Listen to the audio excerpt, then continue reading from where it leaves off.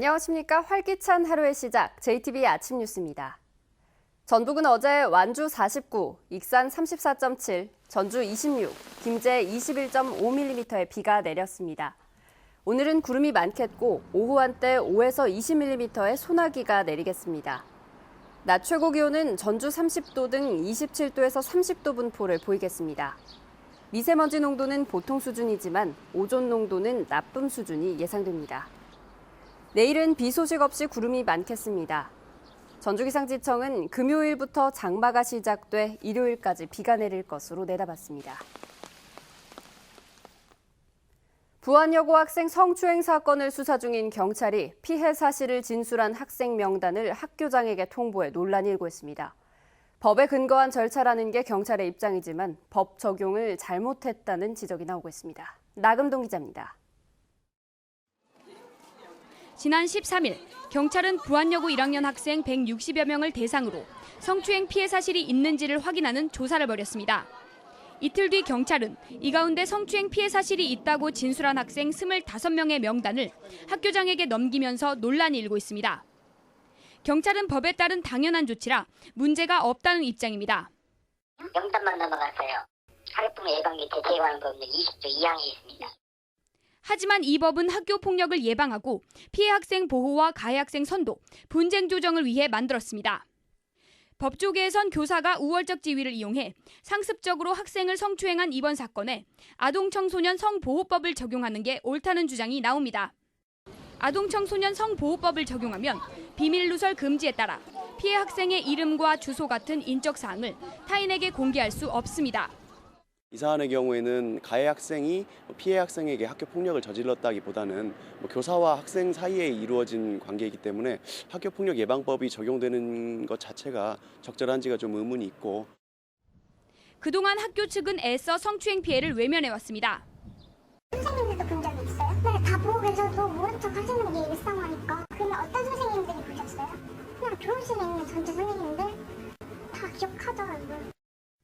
따라서 경찰의 이번 명단 통보로 학생 불안이 커질 것으로 예상되는 가운데 경찰이 법 적용을 잘못했다는 논란이 좀처럼 수그러들지 않을 것으로 보입니다. JTBC 뉴스 나금동입니다. 야생 진드기에 물려 감염병에 걸린 70대 환자가 숨졌습니다. 야생 진드기 감염병은 마땅한 치료약이 없는데요. 그렇기 때문에 지금으로서는 진드기에 물리지 않는 게 유일한 예방법입니다. 송창용 기자입니다. 지난 16일 오한과 어지럼증으로 병원을 찾은 임실의 70대 할머니가 숨졌습니다. 검사 결과 야생 진드기가 옮기는 감염병인 중증 열성 혈소판 감소증에 걸린 것으로 확인됐습니다. 전북에서 야생 진드기 감염병 환자가 숨진 것은 2년 만의 일입니다. 2015년에 2명의 환자가 발생해 2명이 모두 숨졌고 지난해에는 3명의 환자가 발생했지만 숨진 사람은 없었습니다. 이 병의 치사율은 10%에서 최고 30%나 되지만 마땅한 예방약이나 치료약이 없습니다. 때문에 농산일이나 등산, 캠핑 등 야외 활동을 할 때 진드기에 물리지 않도록 긴 옷을 입는 등 각별히 주의해야 하지만 대부분 이를 무시하고 있습니다. 장화도 안 신고 이러는 사람이지 뭐 팔 한 번 안 다치고 이건데 그냥 그 사람이 진드기가 어떻게 생긴지도 몰라. 보건당국은 야외 활동을 한 뒤 2주 안에 고열과 구토, 설사 등의 증상이 나타난다면 곧바로 병원을 찾아야 한다고 조언합니다. 일반적인 자가 치료를 하시게 되면은 증상을 악화시켜서 안 좋은 결과가 일어날 수 있기 때문에 가까운 의료기관에 찾으셔서 거기에 맞는 적절한 치료를 받으시는 게 중한 질병으로 진행하는 걸 예방할 수 있겠습니다. 또한 그동안 봄에 자주 발생하던 진드기 감염병이 연중 발생하고 있다며 계절에 관계없이 진드기를 주의할 것을 당부했습니다. JTBC 뉴스 송창용입니다. 군산경찰서는 자신의 개를 잘못 관리해 어린이를 물어 다치게 한 혐의로 44살 정모 씨를 불구속 입건했습니다. 정 씨는 어제 오후 6시 반쯤 군산시 조촌동의 한 거리에서 개 목줄을 놓쳐 개가 이곳을 지나던 10살 정모 군을 물어 다치게 한 혐의를 받고 있습니다. 이 사고로 어린이는 팔과 다리를 다쳐 병원에서 치료를 받았고 개는 119 구조대가 쏜 마취총 한 발을 맞은 채 근처 야산으로 달아났다가 4시간 만에 포획됐습니다.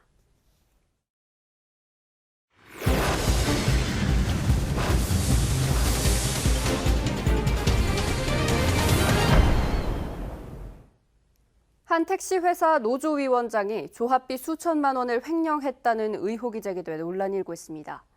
도의원을 지내기도 했던 이 위원장은 횡령 사실을 부인했는데요.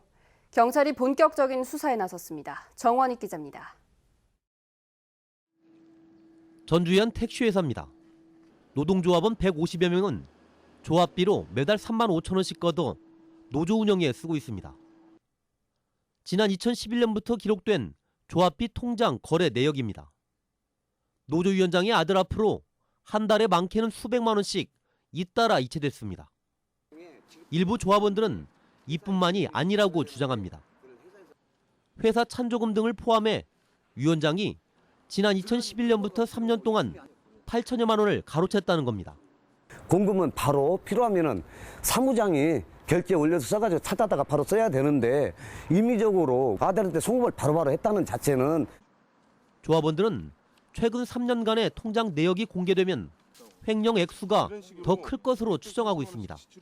문제가 불거지자 위원장은 지난달 자리에서 물러났지만 아직까지 이 통장은 공개하지 않고 있습니다. 이 위원장은 15년 전 도의원일 때도 자신이 다니던 회사에서 16억 원을 횡령해 경찰에 구속된 적이 있습니다. 고소장을 접수한 경찰이 본격적인 수사에 들어가자 위원장은 횡령은 없었다며 경찰 조사에서 모든 걸 소명하겠다고 밝혔습니다. 그건 제가 이제 경찰에 가서 다 소명할게요. 네, 저는 횡령은 사실이 없으니까요. 두 차례 고소인 조사를 마친 경찰은 조만간 이 노조위원장을 소환해 조사할 예정입니다. JTB 뉴스 정원익입니다. 전주시가 국민체육센터를 짓겠다며 수십억 원을 주고 땅을 샀는데 정작 공사는 불투명합니다. 면밀한 예산 대책 없이 시작했다가 빚어진 일입니다. 권대성 기자입니다. 전주시 평화동 12,000제곱미터 크기의 땅입니다. 전주시가 실내 체육관과 헬스장 등을 갖춘 국민체육센터를 지을 곳입니다. 하지만 4년째 첫 삽도 못 뜨고 있습니다. 땅은 샀는데 시설비가 없기 때문입니다. 우리가 빨리 짓기를 원하죠. 그런데 소문에는 뭐 금세 한다면서 몇 년 됐잖아요. 원래 이곳에는 실내 체육관과 더불어 실내 수영장도 지어질 계획이었습니다. 하지만 사업 추진 단계에서 실내 수영장은 빠졌습니다.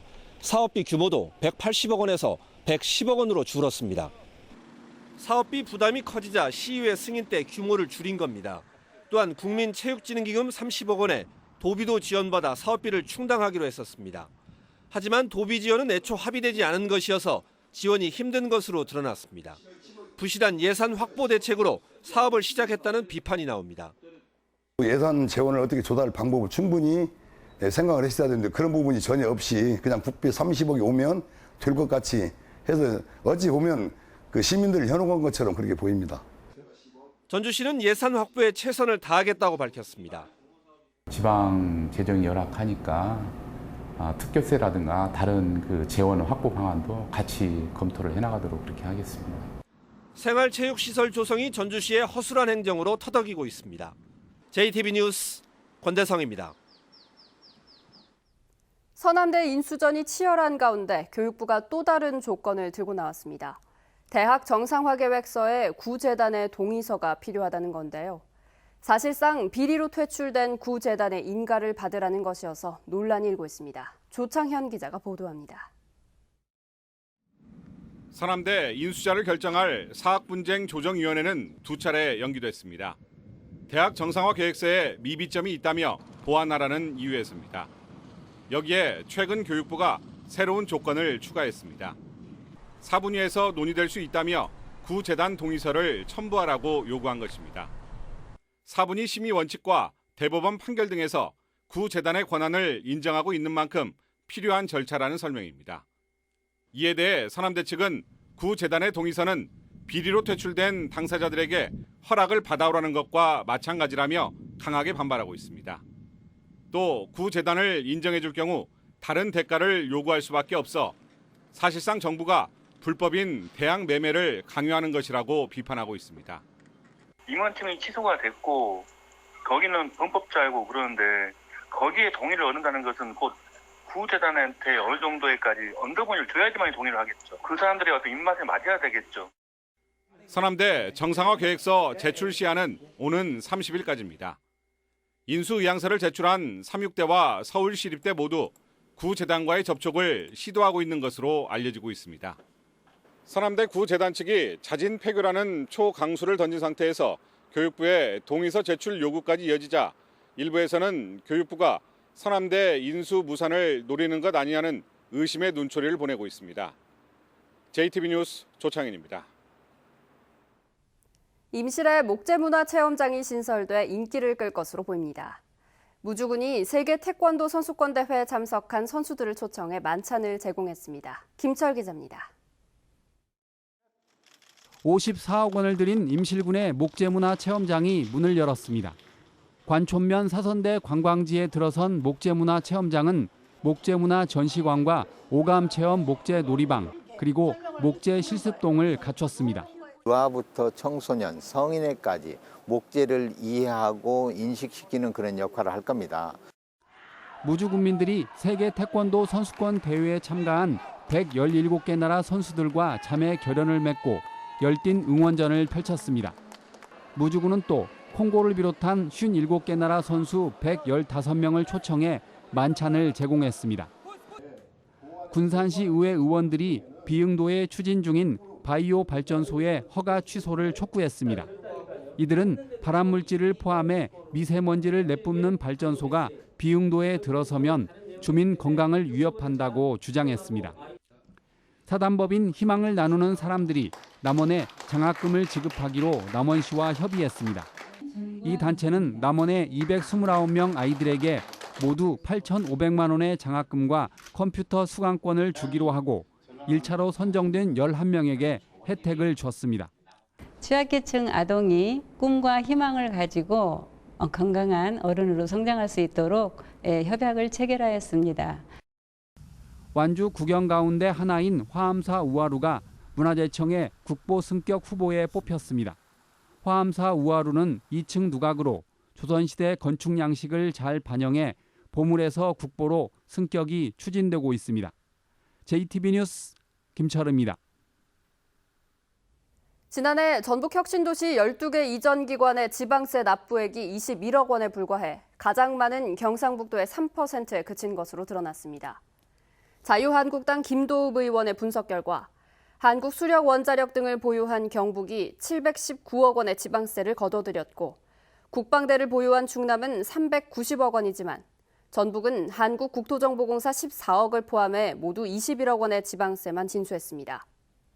전북이 이전기관 지방세 세수 확보에서 매년 큰 차별을 받고 있는 만큼 전북 이전기관들이 더 많은 지역 인재를 채용하는 등 대안책 마련이 시급해 보입니다. 뇌물수수 혐의 등을 받고 있는 익산시 고위공무원이 결국 구속됐습니다. 전북경찰청은 어제 전주지법 군산지원에서 열린 익산시 백모국장에 대한 영장실질심사에서 구속영장이 발부됐다고 밝혔습니다. 경찰은 앞으로 열흘 동안 백 국장의 뇌물수수 혐의를 비롯해 장학금 강제 모금 의혹에 대한 수사를 보강할 예정입니다. 또 백 국장에 대한 조사가 끝나는 대로 정헌율 익산시장을 소환하기로 해 장학금 관련 수사가 탄력을 받을 것으로 보입니다.